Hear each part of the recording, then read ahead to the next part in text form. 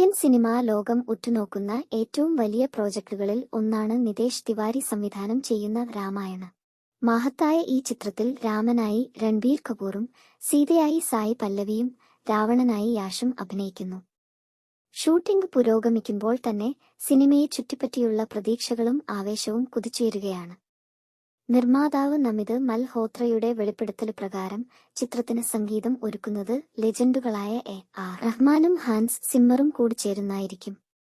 ഹോളിവുഡിലും ബോളിവുഡിലും പേരെടുത്ത ഈ സംഗീതജ്ഞന്മാരുടെ കൂട്ടുകെട്ട് ഏറെ ശ്രദ്ധ നേടുന്നുണ്ട്. പ്രൈം ഫോക്കസ് സ്റ്റുഡിയോസ്, നമിത് മൽഹോത്രയുടെ സ്ഥാപനം യാഷിന്റെ മോൺസ്റ്റർ മൈൻഡ് ക്രിയേഷൻസും ചേർന്നാണ് ഈ വലിയ ബജറ്റുള്ള 700 കോടി രൂപയ്ക്ക് മുകളിൽ സിനിമയുടെ നിർമ്മാണം നടക്കുന്നത്.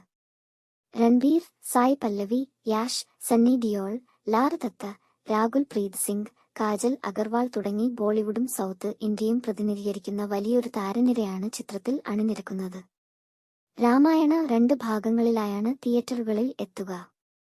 ആദ്യ ഭാഗം 2026 ദീപാവലി, രണ്ടാം ഭാഗം 2027 ദീപാവലി. അടുത്തിടെ രാവണനായി താനാണ് എത്തുന്നതെന്ന കാര്യം യാഷ് സ്ഥിരീകരിച്ചിരുന്നു. രാവണൻ എന്ന കഥാപാത്രം അഭിനയ ജീവിതത്തിലെ ഏറ്റവും വലിയ വെല്ലുവിളിയാണ്. മറ്റേതെങ്കിലും റോളായിരുന്നു ലഭിച്ചിരുന്നത് എനിക്ക് തയ്യാറാകാനായിരിക്കില്ല എന്നായിരുന്നു യാഷിന്റെ പ്രതികരണം. സണ്ണി ഡിയോൾ ഹനുമാനായി എത്തുന്നുവെന്ന് ഔദ്യോഗികമായി അറിയിച്ചിട്ടുള്ളപ്പോൾ വിഭീഷണന്റെ വേഷത്തിന് വിജയ് സേതുപതിയുമായി ചർച്ചകൾ നടന്നിരുന്നു എന്നതും റിപ്പോർട്ടുകൾ സൂചിപ്പിക്കുന്നു. ആദ്യഘട്ടത്തിൽ നിർമ്മാതാവായിരുന്ന മധു മണ്ടേന പദ്ധതിയിൽ നിന്ന് പിന്തിരിഞ്ഞതും പിന്നീട് ഉണ്ടായ നിയമപരമായ തർക്കങ്ങളും സിനിമയുടെ ഷൂട്ടിംഗിൽ തടസ്സം സൃഷ്ടിച്ചു. എന്നാൽ ഇപ്പോൾ ആ ആശങ്കകൾ മറികടന്ന് രാമായണ മികച്ച രീതിയിൽ മുന്നേറുകയാണ്.